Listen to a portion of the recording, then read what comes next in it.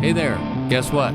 We'd like to thank our newest sponsor, Kingston Union, home of the Wino, the original Wino skate, punk rock, casual shoe that looks cool as cool can get.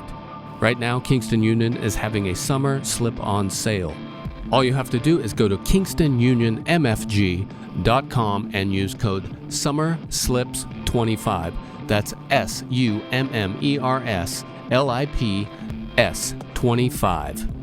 Head over to KingstonUnionMFG.com and get your slips for the summer now.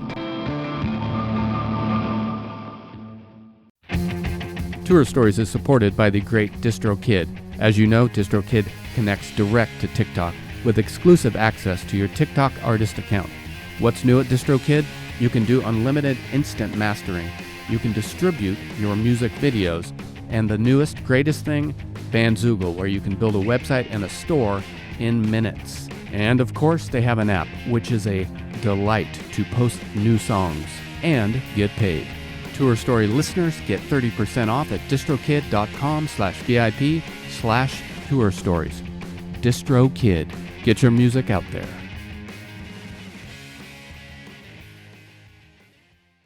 I am super psyched to welcome our newest sponsor, Kuma Coffee. Kuma Coffee is a 100% independently owned roasting company right here in Seattle since 2008. Kuma is a 5-person team roasting over 100,000 pounds of exclusively high-scoring coffee each year. They source their coffees direct from origin and pay well over fair trade pricing to farmers. This guarantees the highest quality while supporting rural farming communities throughout the global South. And here's the kicker. They just launched an instant coffee.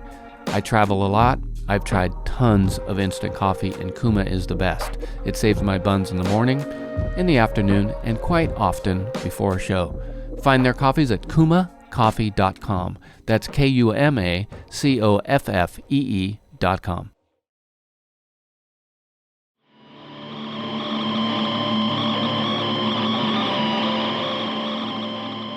Chris, what's happening? What's going on? Nothing. Just got home from a Forever tour, which I appreciated, but gosh darn it, it was long. God, how long? How long is long? It was 2.5 months. Oh yeah. 10-day break in the middle. No, 4 days is too long at this point. That's it was crazy. I mean, again, grateful for it, but in this particular band, we play a lot of shows, in a year, but this is concentrated and, I like it spread out leisurely. Oh, man. How does everyone not die or get sick and stuff? We all died and got sick. Okay. Yeah. You should have a bench. There should be like a bench, like the band and then the bench. You can like pull in. The headline, we were opening for a band, and the headliner actually needed to pull in someone off the bench for a family issue. Not a major family issue, but just one day they needed a drummer. Oh, wow. For a show or for like the tour? 2 shows, the last 2 shows. Well, drummers blow up. Drummers it's understandable like needing to get a drummer here and there. I opened that up, didn't I? You never know with them. Yeah. Where are you? I'm in Jersey City. Are you familiar with it? I've been to Jersey City. Why would one go to Jersey City? I was somewhere else in Jersey, and I think I went to either to get pizza or an Italian restaurant. It was so long ago. Oh, there's just one called Razza. It could have been that. Could have been. The New York Times called them the best pizzeria in New York City a few years ago, and that obviously launched a civil war between the 2 states. Yeah. Even in New York City. So people freaked out. That's enough to get people to freak out around here. Yeah, that's a great war. That could be the Great War. Did you grow up in Jersey? I did. A completely different Jersey. So I was born in 1974. I graduated high school in 1992, and the goal was to get the hell out of New Jersey. Mm-hmm. And I thought I would, and never look back. And then the next goal in life was to break my umbilical cord with New York City, which proved harder than it was. Like, I lived in Europe for a while. I lived in Mexico. I toured. I shouldn't have been so attached to that place as I was. But the final thing that broke the umbilical cord was I moved to LA for a couple of years. And in doing so, this is in like 2012 to 14. In doing so, I drove back and forth across the country, and I saw this America that I didn't see when I was touring. Like, I guess when I was young, in the 90s and even the early aughts, you had your major cities, and then you had your like heroes who are holding it out in like podunk America, with their cool scenes. And those scenes were ephemeral, right? Like when I was coming up, like Little Rock, Arkansas was like incredible. Oh yeah, But Jason White's house. right? Yeah. And like, Rapid City, like there were these weird places that like would like pop up and be like absolutely incredible. But then like 6 years later, there'd be tumbleweeds again. But now that, I mean, no one moved to San Francisco. It's just too expensive. Right. But even all the other major cities too I imagine it makes kids pause, be like, wait, am I really going to move to New York? It's not, I could live off of nothing back in the day. So this is the long story short, all of these towns that used to just be outposts, I thought were really cool. Like, like livable, like good food and beverage, like just really cool towns.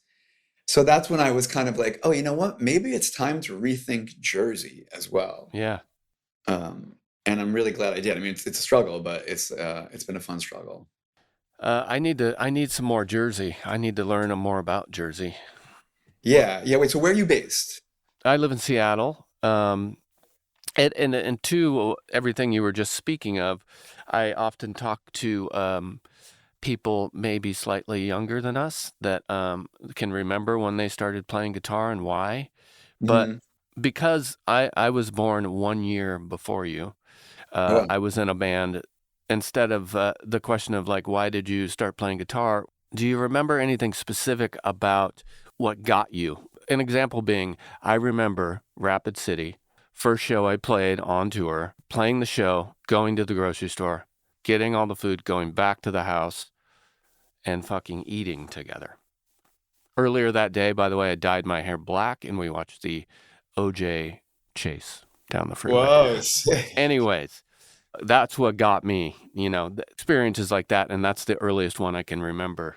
What about you? I would say in all my years of touring, I probably remember about 10 actual shows. Mm-hmm. Like getting on the stage part and from the time I get on stage to the time I get off the stage, I think I black out and, like performance really stresses me out. But the rest of it is really visceral, particularly the meals.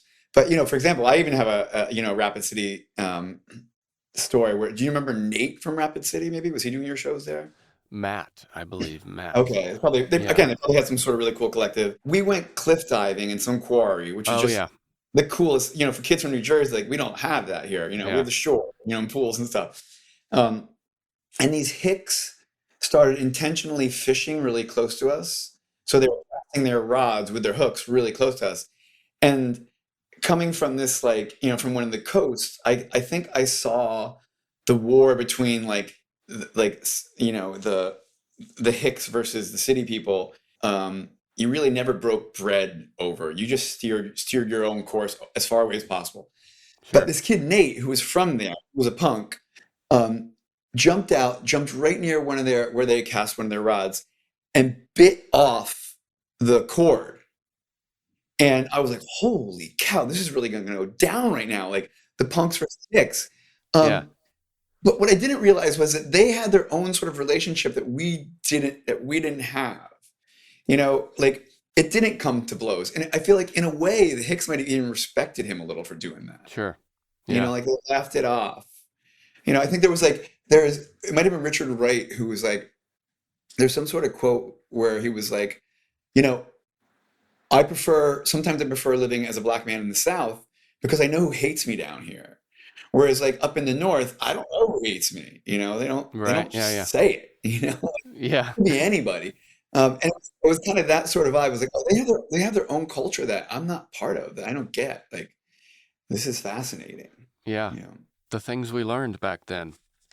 And you've been in several bands, but the Van Pelt was one of your first bands, I guess, touring bands. And you stopped playing in around 97. You got back on the horse around 2023 with a new record, Artisans and Merchants. And now you have a brand new record We do.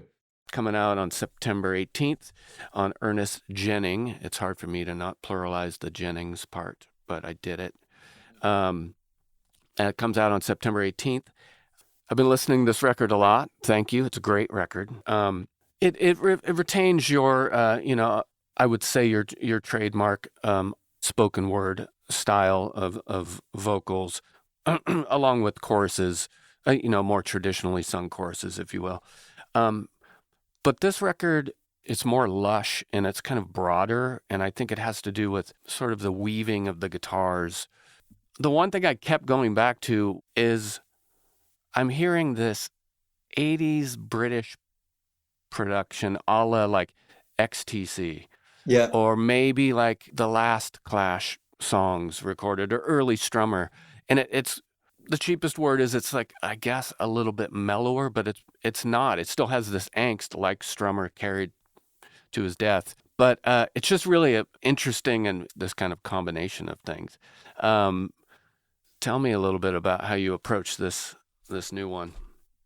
So I guess the first place there's a lot I can say. The first thing I would say is that regarding drummers blowing up, this is one of those parts of the band where we absolutely cannot allow our drummer to blow up or OD or anything, because he's the guiding force. He's really the maestro. And a lot of those weaving guitars actually, or Neil, the drummer, starting on keys. And then either we would just kind of transpose that to some guitar, or we would add guitar. And usually it's Brian, the other guitar player, who does the kind of more sweeping spatial stuff, and I do the more kind of clean, direct notes. So there's that. As far as the influences go, it's just been interesting to like, now we're all kind of a half a century into life, to just sit back and not fight the profound influences that got us into this in the beginning. And we all came up in the 80s. So that said, I think we came up in the 80s with a kind of a more guitar oriented 80s than a lot of people think of the 80s as. But yeah, no, I hear the 80s influence. And the angst part, I would say that I think of all, like, I've had many bands. The reason why the Van Pelt has been the one that's kind of lasted the longest is because it's the one that's the most, will always be the Van Pelt. It's its own member. There's a fifth member sort of element here, Mm-hmm. where, like I said, like Neil, in this case, Neil's been bringing a lot of the material first to the group. But it doesn't matter. Like, whatever comes out at the end is a Van Pelt song. Like, no matter what we do, the four of us together write a Van Pelt song. Right. Whether it feels like it's from the 80s or the 90s, it still feels Van Pelty. And the angst, so that's going to be there. But also, when we first started writing Artisans and Merchants. Okay, so that happened because we played a series of shows in Europe in 2014. We weren't living anywhere near each other at the time. We still don't. So I was like, hey, why don't we meet at my friend's farm in Ferrara, Italy? And we can practice there for a few days, learn the songs, like get reacquainted with each other. And we'll play like a garden show there to really kind of like test the waters. And it was while we were reuniting that the goal was to learn old songs so we could play these shows, but it was really difficult to not write new songs. Again, the band has its own life force, bigger than us. So we're like, okay, let's we kind of have to write these new songs, but let's put them on hold while we finish the tour. And then the question arises, when the ball's in my court, it's like, but what do I sing about now? Like, I used to know so much when I was in my 20s. Like, I had stuff to tell the world. Now, like, I don't know anything. And so I was like, wait, that's not entirely true. Like, once I really cracked the nut, I was like, it's true. I don't know anything at the beginning or the end, but like, again, half a century in, I'm kind of an expert at the process. Right. the process might lead me absolutely nowhere, but I can still speak to that process between point A and point B. Sure. And being a process means it's constantly in motion, and so therefore, I think angst is going to come with that no matter what, right? It's Okay. unsettling to not be at point A or point B ever. Yeah. I say angst again, maybe a cheap word, but more importantly, it has the energy of angst. Whether it is, it's Right. just it's relentless, and that's the type of energy I really love. The single that's out now, Chris is Riding Horses in Ojai. I loved reading that for the first time. What a great song title. Oh, great. But this song, to me, seems to look forward and back. Sure. And I can't exactly put my finger on it, but again, it's a really fun. Not all songs are fun to read along with, but that's a really great story. You Oh my know. God, that's great to hear. But yeah, can you tell me a little bit about where you're coming from on that one? We all go through this. Well, we don't all go, but many of us go through this long nesting period where like you're in your late 20s or early 30s, and you're like, oh God, I like as an artist, and you're like, how the hell am I gonna pull this one off? I'm not. At a certain point, you're like, I'm not. And then while you're trying to figure out how to survive, you might fall in love, you start a family, and you just get wrapped up. And at a certain point, many of us never realize that the nesting period doesn't need to go on all the way until death. That we need to continue living. And I kind of feel like that's the phase that I'm at now, and I'm finding so many other great old friends that I'd lost contact with, or barely had contact with, going through the same phase. It's almost like if you're like at a zoo and you're at the prairie dog section, and they can just all kind of like pop their heads out of holes, and look around. I feel like that's kind of where we're at in our 50s. Like, who's popping their heads out? Who's looking around? Who's coming up for air? Who still wants to get into this? Yeah. Because there's nothing left for me if I'm not allowed to get into it. It's Sure. Everything else feels like a slow build of your own mausoleum. So our people are spread out. They're dwindling. One of my friends called your 50s Sniper Alley. Where they're just getting picked off here and there. It's there's very that. true. And then you look around and you see all these other people who, I'm just going to be blunt, who make love look gross. You see them strolling, even like if it's hand in hand with their partner of a gazillion years, it just doesn't look fresh. It doesn't look alive. It doesn't feel like they really want to get into it anymore. And so maybe that's where the angst is, that I'm going down with this ship. Like I'm going to get into it. Yeah. Well, I'd like to play a little bit of this tune. Is that cool? Sure. Here we go.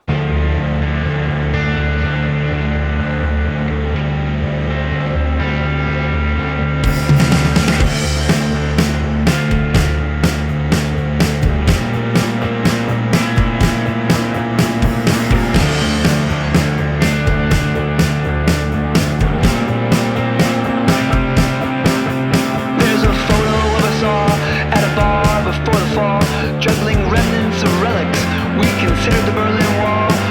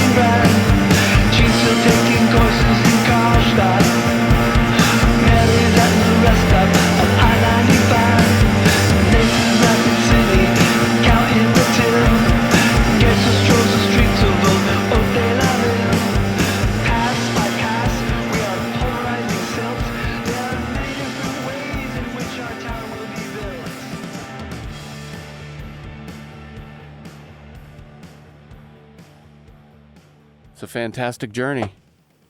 Um, Speaking of yeah. revisit, like something that looks forward and looks back. Um, Again, this is going to scare a lot of listeners right now. I am no friend of religion whatsoever. I never have been.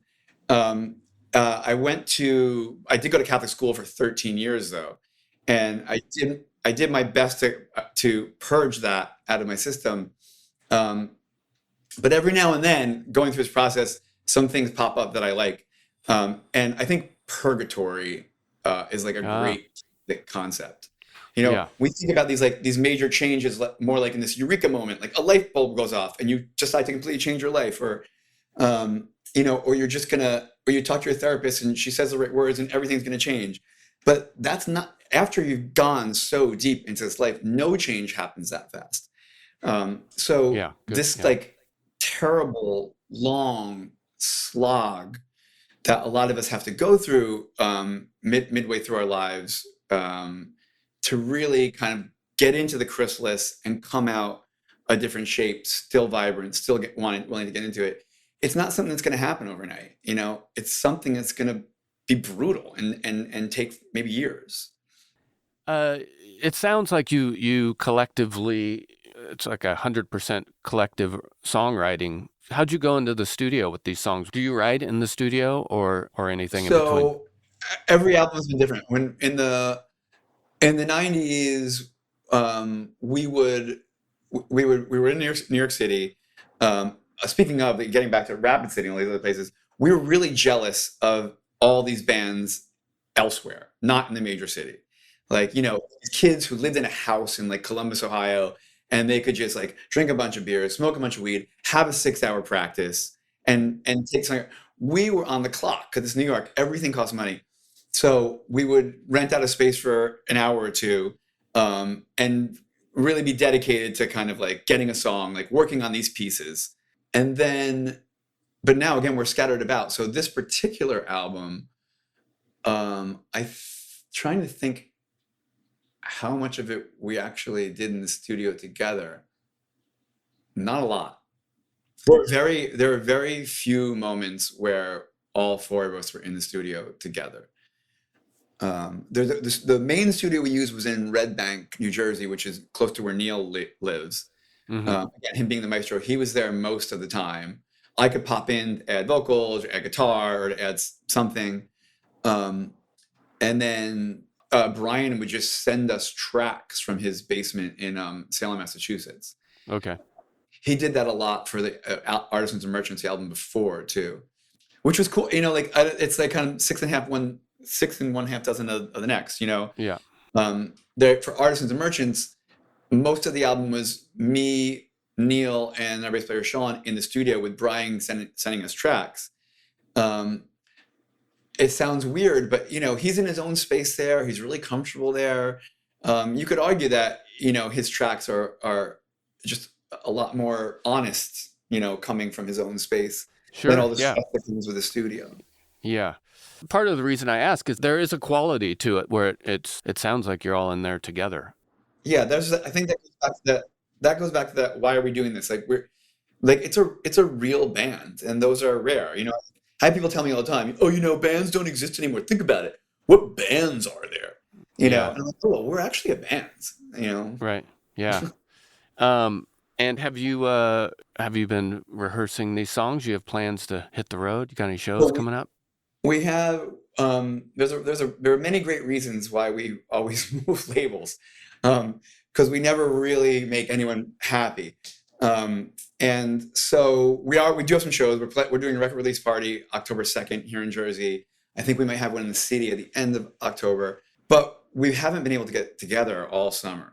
So we're getting together next week. We'll go together another couple times before the show. How many songs off this particular record we're able to play? It might just be a couple, but fortunately we have 3.5 records before this as well. Sure. There's a full set to be made. Yeah. I've made a few records where, you either I made them in the studio or never thought about playing them live. And then you don't think much about going out and playing them live. Then you sit there and you're like, oh, we can't play this song. Oh, we Right. can't play this song. I mean, you can play anything with 400 hours of rehearsal, but that Right. old that it always makes me laugh when I arrive at that situation. Like, holy shit, why did we do this to ourselves? Yeah. We need a fifth member Yeah. for sure. Well, congrats on this record. It's killer. I don't know if I'll make it to Jersey to see the show, but if I'm ever near you, I'll track you down and try to catch it Yeah. live. I wonder if we played together 400 years ago Yeah. somewhere in Minneapolis at the Scooby Don't House or something Oh, like this that. Don't House. Yeah. I mean, it's too bad that we didn't put years on flyers. I wish kids would do that I more. know. Still That'd be don't. much Like a easier. lot of posters don't. Yeah. Yeah. I'm like, when did this happen? Where was that? Yeah, it's very strange. All right. Well, good luck with the shows, and if you're doing travel safe out there. Awesome. Thanks for having me on. Great to talk to you, of course. Cheers. Bye.